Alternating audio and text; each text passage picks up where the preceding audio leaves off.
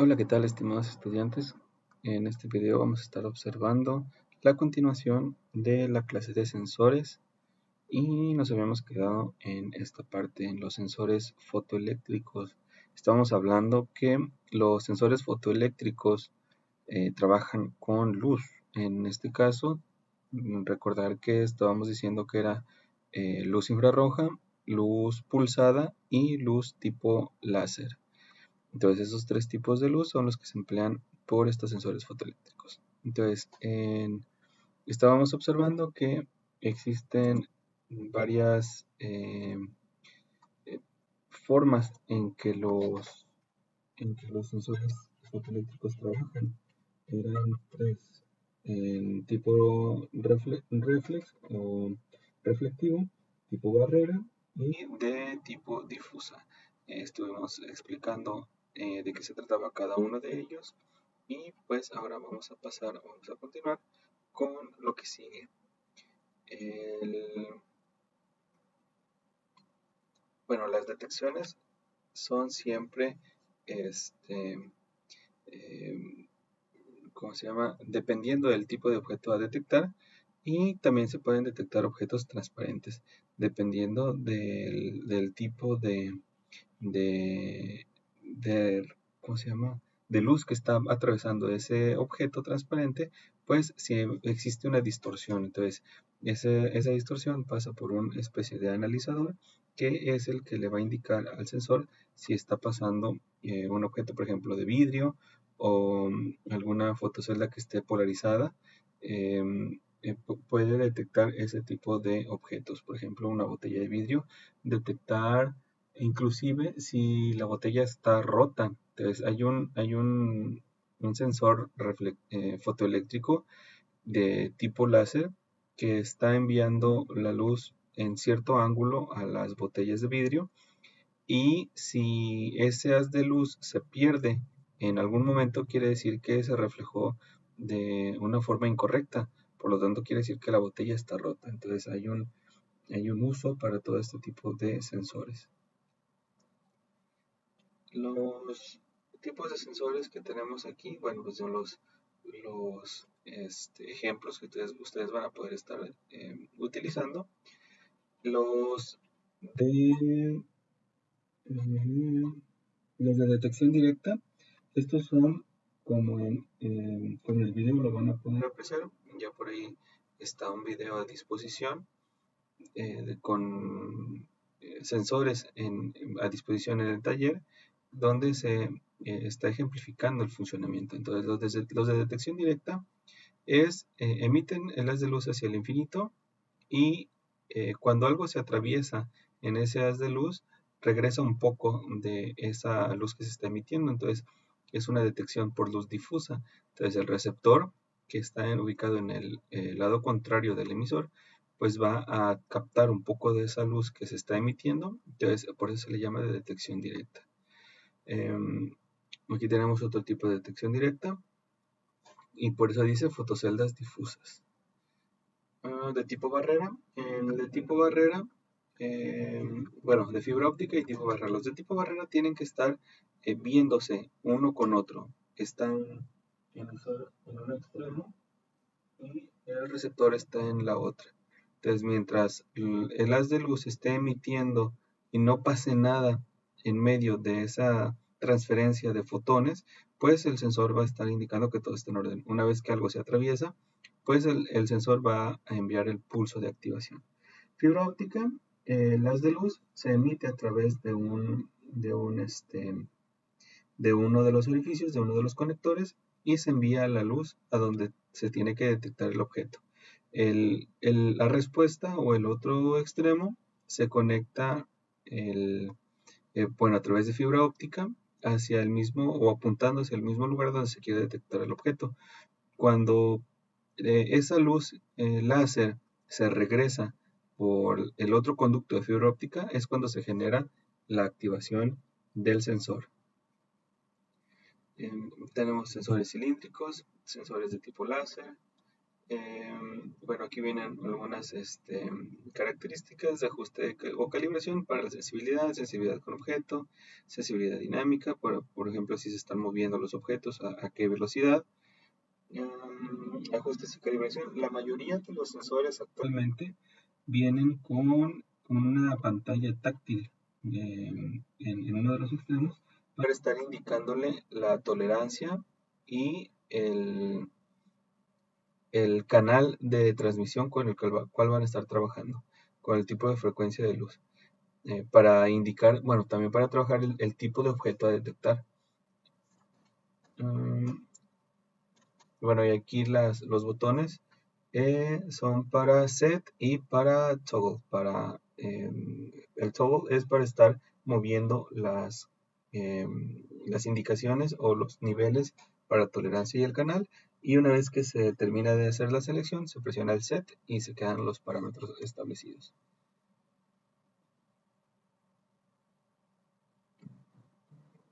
Bueno, fibras ópticas, aquí la cubierta es la que va protegiendo el núcleo de fibra óptica, que es muy, muy, muy, muy pequeña. Y ahí, bueno, aquí dice ¿cómo se llama? Está especificado en nanómetros.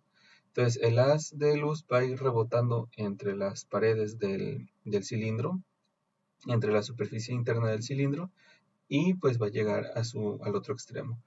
Hay que destacar que el sensor lleva dos conductos, uno por el cual emite el haz de luz y por el otro en donde se regresa cierta cantidad de esa luz, generando la activación del sensor una vez que un objeto regresa esa cantidad de luz suficiente.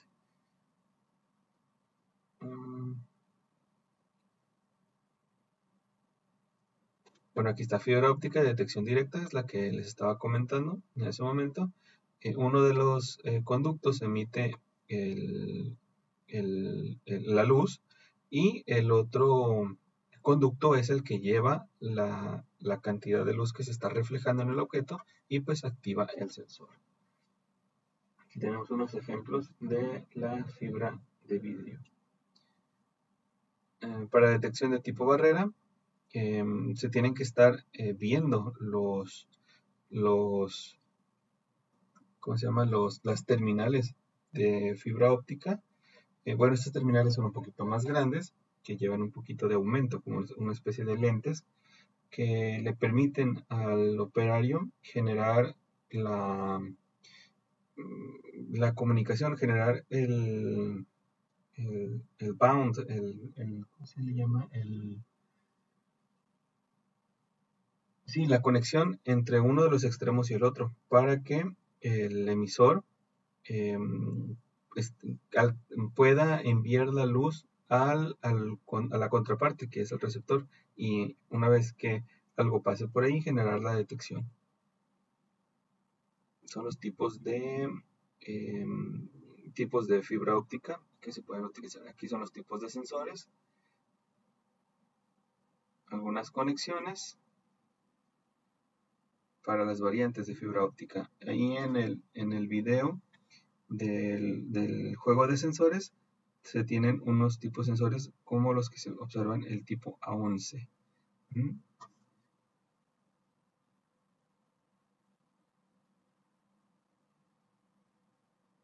Seguimos con los sensores fotoeléctricos, los de tipo herradura. Bueno, estos tienen el transmisor y el receptor viéndose entre sí, y una vez que algo atraviese ese haz de luz que se está proyectando desde el transmisor al receptor, es cuando interrumpe esa comunicación por los lúmenes y se genera la activación en el sensor. Esos son los tipos de sensores que se tienen hasta el momento. Entonces aquí hay muchas aplicaciones. Por ejemplo, estar detectando que se traslapó alguna lámina o que una taparrosca va invertida, para detectar si ya se llenó algún contenedor, o para detectar si si está pasando un objeto en ese momento con un sensor de barrera. Aquí se está detectando alguna botella. Si el haz de luz pasa completamente la botella y se regresa, o sea, no hay ninguna alteración en el haz de luz, por ejemplo en el rayo láser, pues la botella está en orden. Si se refleja o se pierde ese haz de luz, quiere decir que por ahí va astillada o está rota, entonces hay que reemplazarla, hay que removerla. Estar leyendo que, bueno, estar detectando que todos los pines o todas las partes de esta estructura pues están en orden. Detectar formas. Si un objeto es detectado por mayor tiempo del que debería, quiere decir que el objeto va deforme, entonces por lo tanto hay que retirarlo de la línea de producción. Aquí se pueden detectar los detalles de algún objeto. Por ejemplo, aquí se puede estar enviando datos a los chips para estarlos programando. Entonces también es posible hacer eso porque hay sensores optoelectrónicos que permiten la transferencia de datos y generar una programación en el chip. Medir tolerancias en esta otra aplicación. Estar detectando alguna especie de código para saber si la caja, por ejemplo, está colocada de forma correcta y continuar con el doblez, por ejemplo. Aquí en la parte de abajo están detectando si hay algún objeto en el camino y el permitirle el paso o no al montacargas. Aquí están detectando, por ejemplo, el color de la pieza para redirigirla hacia un camino o el otro. Esas son algunas de las aplicaciones que se tienen. Ahora vamos a pasar a los sensores de presión. Aquí estos tipos de sensores son utilizados con con bastantes aplicaciones porque se utilizan para detectar tanto la presión en fluidos como en gases, como en fuerzas, como también ¿cómo se llama? En las alteraciones que tiene el espacio alrededor de la máquina, por ejemplo, la presión atmosférica. Entonces, los distintos tipos de sensores los vamos a estar observando de forma rápida en este momento. Sensores de presión relativa. Estos sensores de presión relativa son, ¿cómo decirlo? Son sensores muy específicos que están detectando la presión en todo el sistema.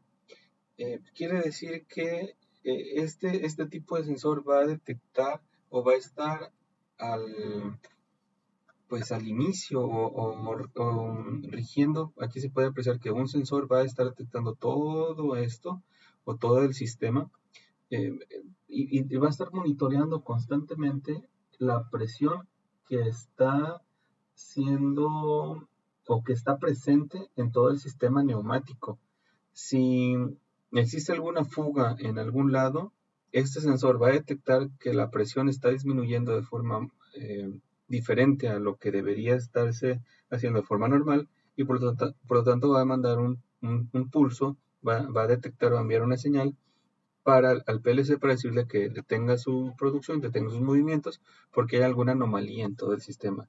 Entonces puede provocar que los cilindros no se extiendan correctamente o no se extiendan a la velocidad correcta, provocando malformaciones en los productos, provocando fallas en la maquinaria, provocando algún desastre potencial. Entonces, estos tipos de sensores relativos son los que se encargan de hacer esa función. Sensor para fluidos. Aquí este tipo de sensores van a estar detectando pues nada más que esté pasando por ahí el fluido. Si no está pasando ese fluido por ese lugar, por ese conducto, bueno, a través del sensor, pues el sensor va a mandar un pulso al PLC diciéndole que ya no está circulando nada por ahí y para evitar dañar la bomba o ¿cómo se llama? La bomba hidroneumática o la bomba neumática, para no dañarla porque esté trabajando en vacío, por así decirlo, o sin carga del fluido, manda a apagarla. Estos son algunos ejemplos, algunos tipos de conexiones de cómo van directamente al control y a la energía. Por lo regular van a encontrar este tipo de nomenclatura. Sería la forma en que van a conectar o van a detectar el color de los cables. La BU sería blue, el BK sería black y el BN sería brown. Entonces, para brown es el café, el black, pues ya dijimos el negro, y blue el azul. Entonces, dependiendo del tipo de, bueno, la mayoría de los sensores, la mayoría de los fabricantes cumplen con em, con esta regla de colores y es cómo la van a estar identificando directamente en el sensor, en la pieza física. Y todos los sensores deben venir con un gráfico, un diagrama de sus conexiones, tanto con numeralia, con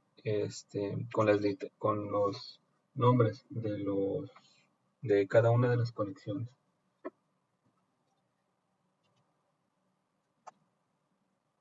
Bueno, vamos a pasar a los sensores de presión y o vacío. Estos sensores de presión van a estar, ahorita el que se está presentando ahorita es de tipo digital, pero también hay sensores de presión todavía analógicos, donde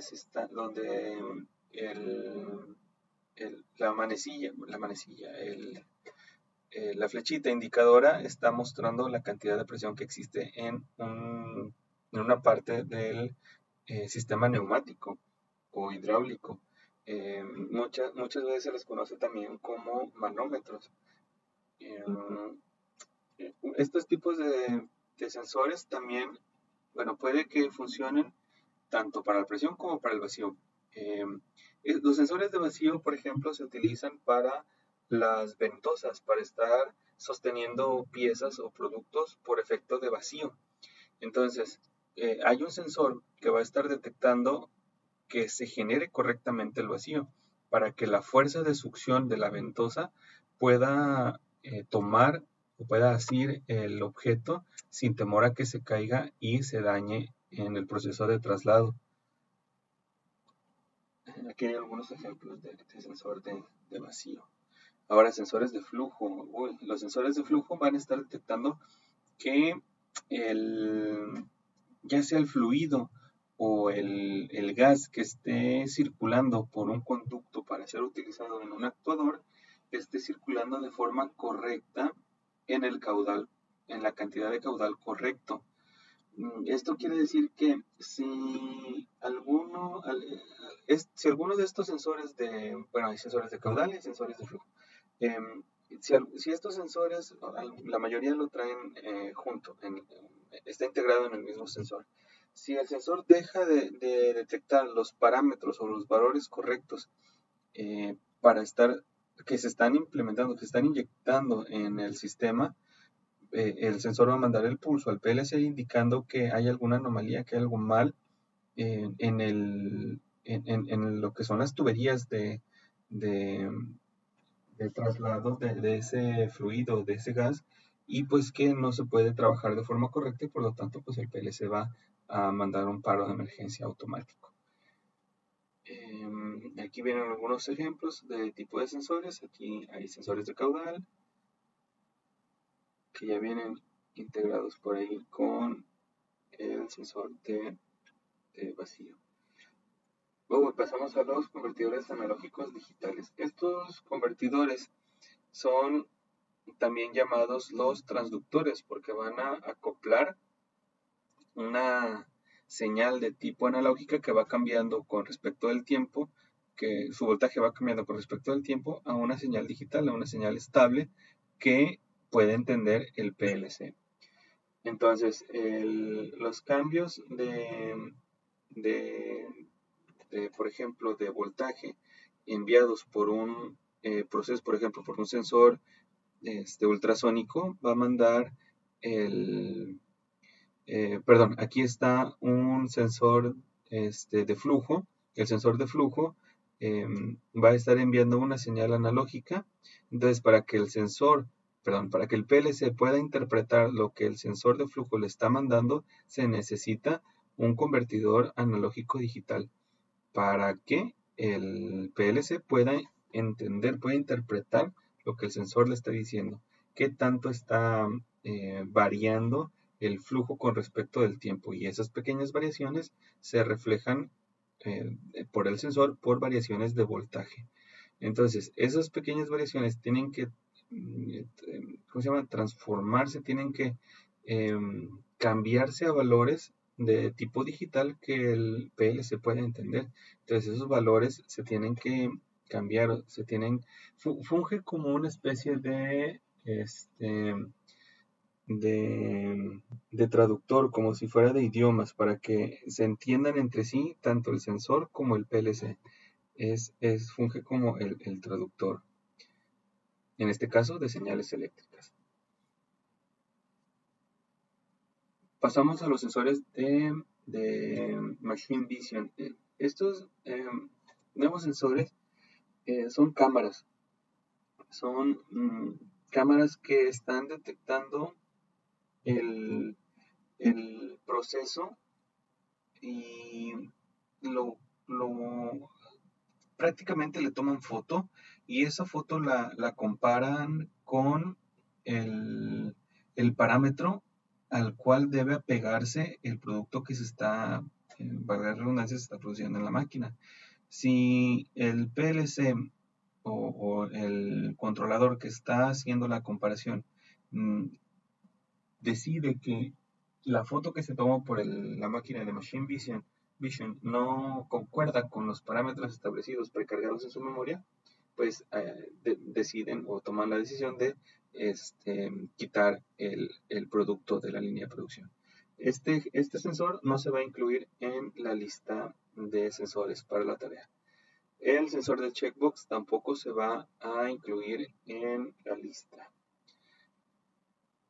Y con esto es todo, mis estimados estudiantes. Ya con esto van a poder realizar su tarea de sensores. Cualquier detalle, cualquier duda, estoy al pendiente ahí en los mensajes. Saludos a todos.